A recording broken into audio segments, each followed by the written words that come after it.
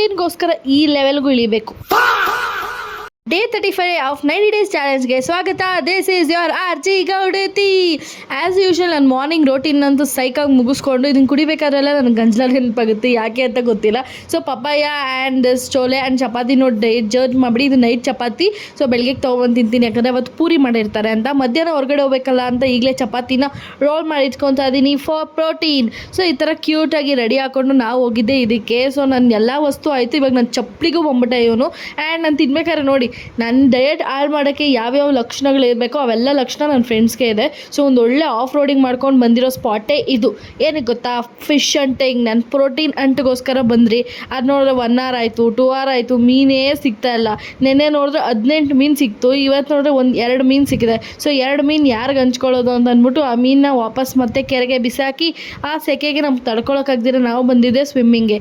So ಎಲ್ಲೆಲ್ಲೋ ಬಚ್ಚ ಆಡೋದು ನೋಡಿದ್ದೀನಿ, ಇಲ್ಲಿ ಬಚ್ಚ ಆಡೋದು ನೋಡ್ತೀರಾ ನೀವು ನೋಡಬೇಕು. ಸೊ ಇಲ್ಲೇ ಜಿಮ್ ಆಗೋಯ್ತು 2 hours ಸ್ವಿಮ್ಮಿಂಗ್ ಮಾಡಿದ್ದಕ್ಕೆ. ಹಂಗೆ ಒಂದೊಳ್ಳೆ ಮೀಲ್ ಮುಗಿಸ್ಕೊಂಡೆ. ನೀವು ನನ್ನ ಫಾಲೋ ಮಾಡೋದು ಮಾತ್ರ ಮರಿಬೇಡಿ.